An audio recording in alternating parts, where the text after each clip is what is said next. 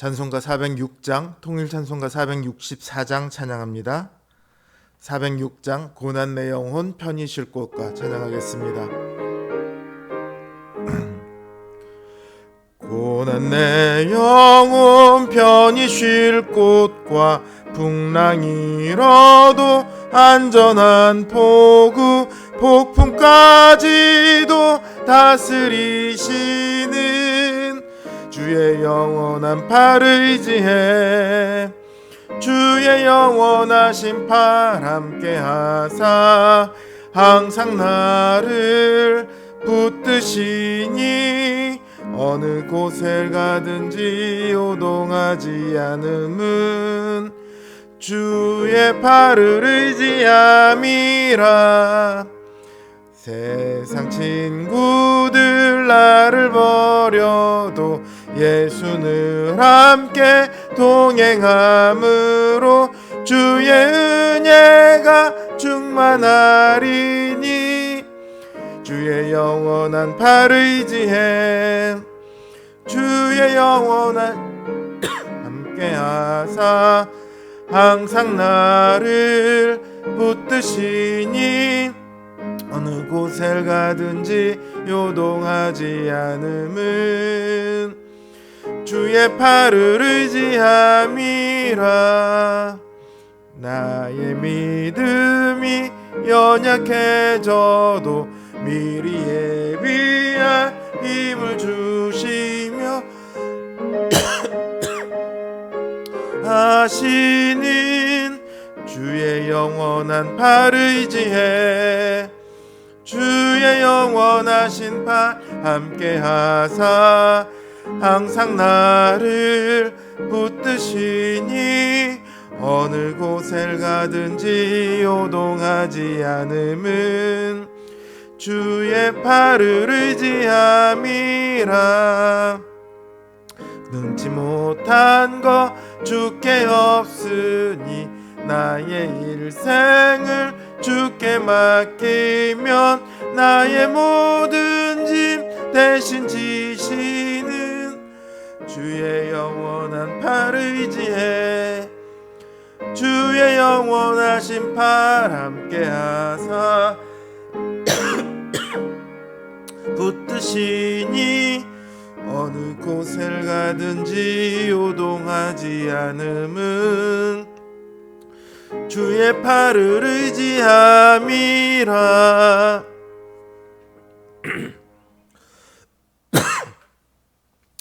408장 통일찬송가 466장 찬양하겠습니다. 408장 나 어느 곳에 있든지 찬양합니다.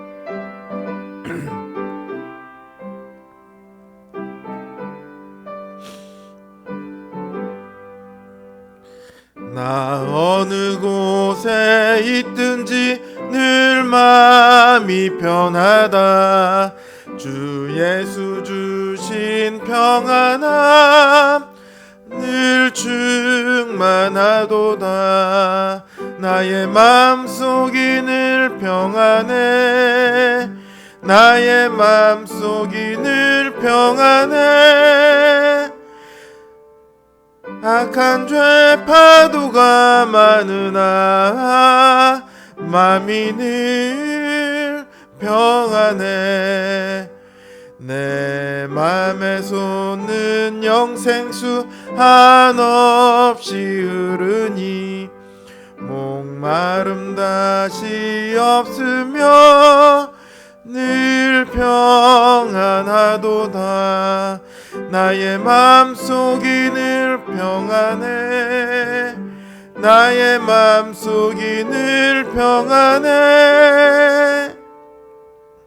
악한 죄 파도가 많으나 마음이 늘 평안해.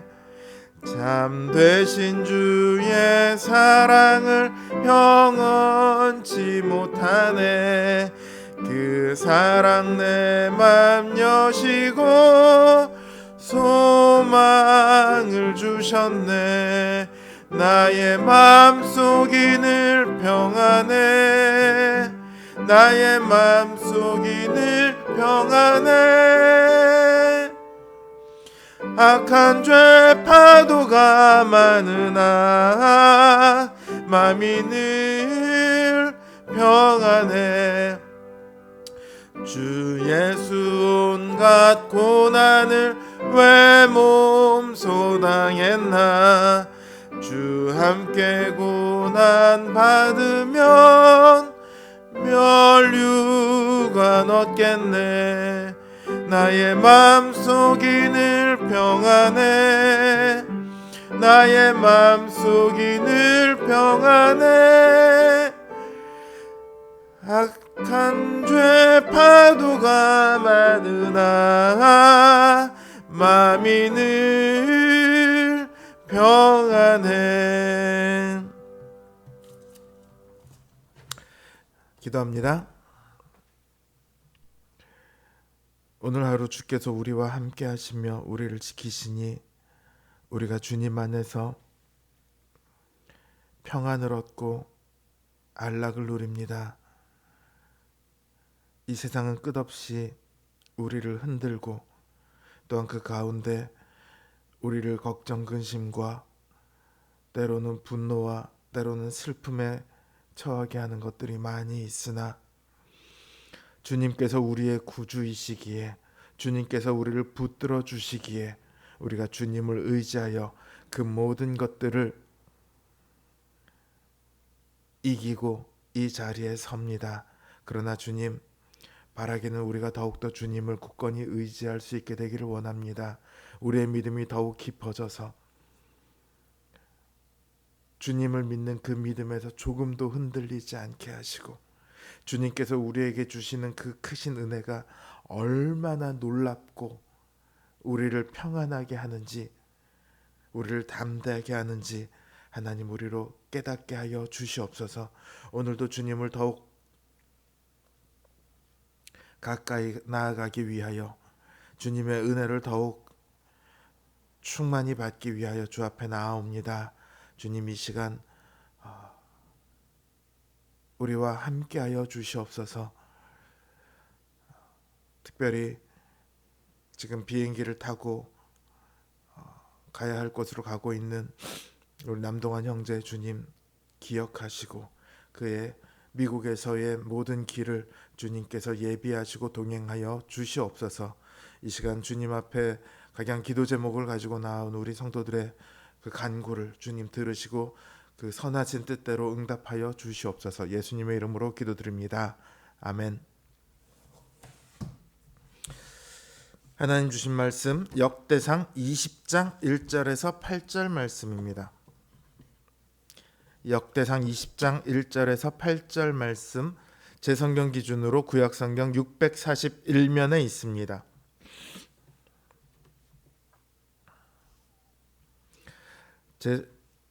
제가 역대상 20장 1절에서 8절 말씀 받들어 읽겠습니다.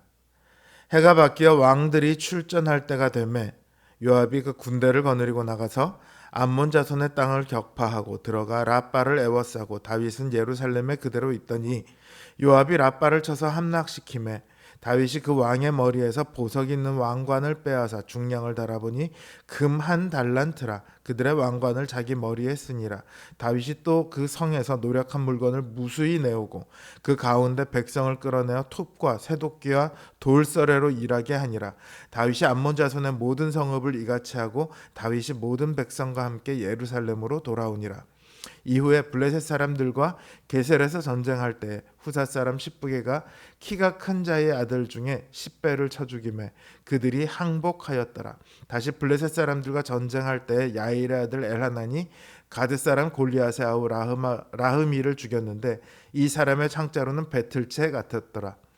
또 가드에서 전쟁할 때 그곳에 키 큰 자 하나는 손과 발에 가락이 6씩 모두 24이 있는데 그도 키가 큰 자의 소생이라. 그가 이스라엘을 능욕함으로 다윗의 형 시므아의 아들 요나단이 그를 죽이니라. 가드의 키 큰 자의 소생이라도 다윗의 손과 그 신하의 손에 다 죽었더라. 아멘.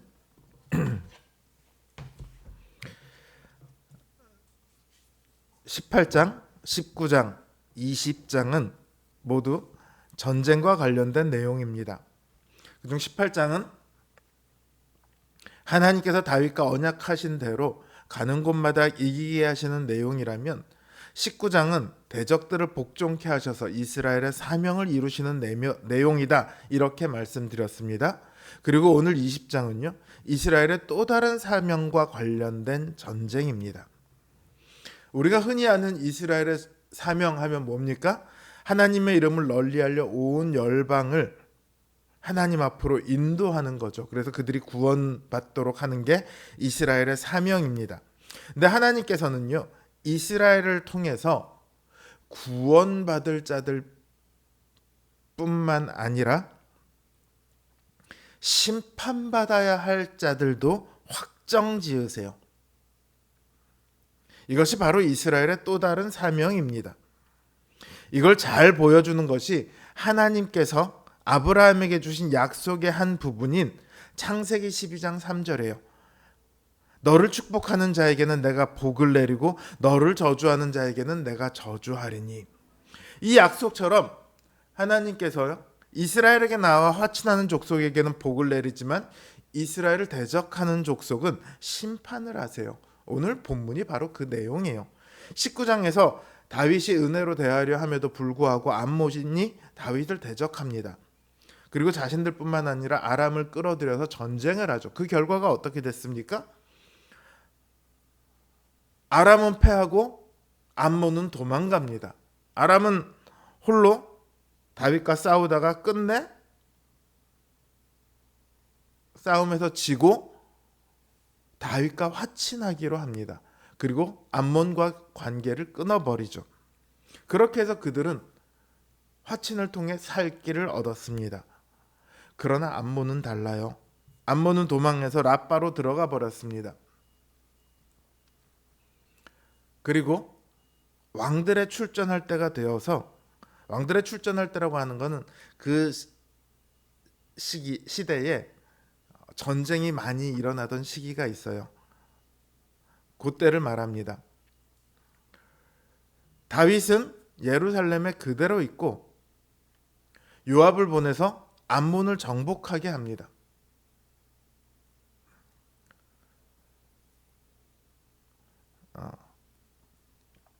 다윗은 이 전쟁에 이겨요. 그들의 왕관을 빼앗아 자신의 머리에 씁니다. 다윗이 그들의 통치자가 되었다는 말이죠. 그러나 그들은 다윗의 백성이다, 이렇게 말할 수는 없습니다. 왜냐하면 다윗이 그들을 백성이 아니라 노예로 만들어 버렸기 때문입니다. 이것이 다윗, 더 나아가 이스라엘에게 대적한 암몬의 결과입니다. 뿐만 아니라 다윗이 이번에는 블레셋 사람들과 전쟁을 벌입니다. 블레셋은 이스라엘의 가장 큰 그리고 가장 지속적인 대적입니다. 십브게가, 다윗의 장수인 십브게가 키가 큰 자의 아들 중에 10배를 쳐 죽입니다.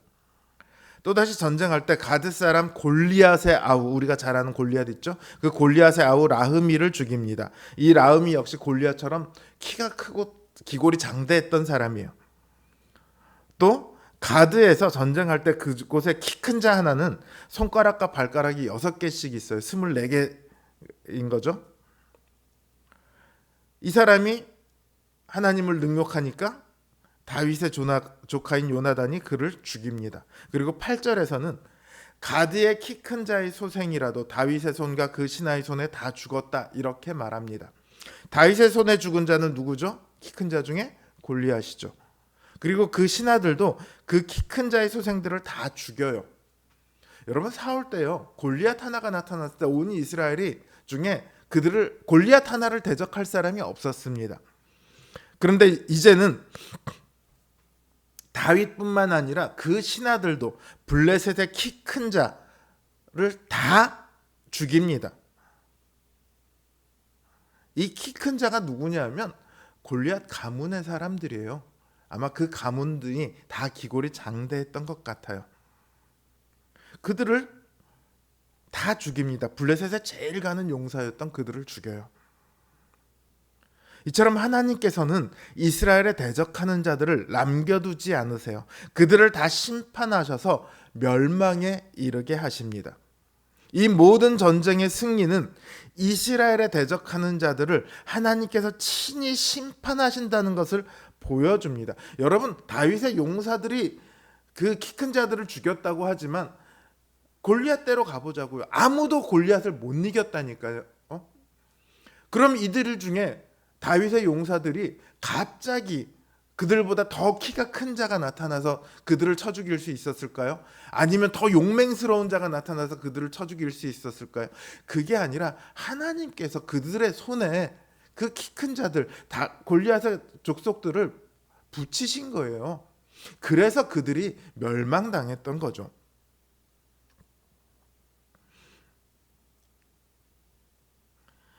하나님께서는 이처럼 이스라엘을 통해 누군가에게는 구원을, 누군가에는 심판을 이루십니다. 화친하는 자에게는 복을 주시고 대적하는 자에게는 심판을 하세요. 오늘 이 말씀은 오늘날을 살아가는 우리들에게 너무 큰 힘과 행동의 방향을 제시해 줍니다. 여러분들 복음을 제시하십시오. 그 복음을 받아들이는 자는 구원을 얻고 그 복음을 거부하는 자는 심판에 처하게 될 것입니다. 이것이 정말로 이 말씀에 아주 적합한 말씀입니다. 그것이 가장 맞기는 한데 거기서 조금 더 나아가서 이스라엘을 대적하는 자들을 심판하는 그 하나님이 우리의 편이라, 이거를 우리는 기억해야 합니다. 주님은 너희 원수를 사랑하며 너희를 박해하는 사람을 위해 기도하라고 말씀하셨어요. 바울은 로마서 12장 20절에서 내 원수가 줄이거든 먹이고 목마르거든 마시게 하라. 그러함으로 내가 숯불을 그 머리에 쌓아놓으리라, 이렇게 권면합니다. 이 말씀처럼 우리가 사람들의 악한 행동 하나하나에 상처받거나 분노하며 친히 원수 갚을 필요가 없습니다. 하나님께서 내 사랑하는 자들아 너희가 친히 원수를 갚지 말고 하나님의 진노하심에 맡기라, 이렇게 말씀하셨기 때문입니다. 악한 이들의 잘됨을 질시하거나 분노하지 않아도 됩니다. 그들을 심판하실 하나님이 우리 편입니다. 여러분, 우리가 원수 갚는 것보다요 하나님께서 심판하시는 게 훨씬 더 무겁지 않겠습니까? 그러니까 우리는 그들과 싸워서 네가 나에게 이렇게 행했어, 내가 너를 미워하고 너를 저주하고 너에게 어떻게든지 하나님께서 원수를 갚아달라고 기도할 거야, 이럴 필요가 없이 오히려 우리에게 악한 일을 행하는 그 사람들을 불쌍히 여겨야 해요. 우리에게 모질게 하는 사람들, 우리에게 상처 입히는 사람들, 우리를 괴롭히는 사람들 때문에 괴로워할 필요가 없다고요. 그들의 앞날은 불쌍하기 짝이 없습니다. 그 하나님의 심판을 그들이 어떻게 감당하겠습니까? 그러니까 사람들의 행동 하나에 상처받지 마세요. 하나님께서 우리의 아픔을 대신 갚으세요. 악한 이들의 잘됨을 질시하거나 분노하지 마세요. 하나님께서는 우리를 저주한 자들을 심판하신다고요. 그러니 누군가 우리에게 악한 일을 행한다면요, 오히려 그들을 불쌍히 여기세요. 그게 우리에게 주어진 또 다른 사명입니다. 바울은 할 수 있거든 너희는 모든 사람과 더불어 화목하라 권면합니다. 바로 이 같은 이유 때문이에요. 심판하시는 그 하나님이 우리 편이에요. 그 하나님을 굳게 신뢰하시고 개인적인 감정 내려놓고 모든 사람과 더불어 화평을 이루기 위해 애쓰는 우리 성도님들 되시기를 주님의 이름으로 기원합니다. 이제 주신 말씀 생각하며 그리고 각자의 기도 제목을 놓고 기도하도록 하겠습니다.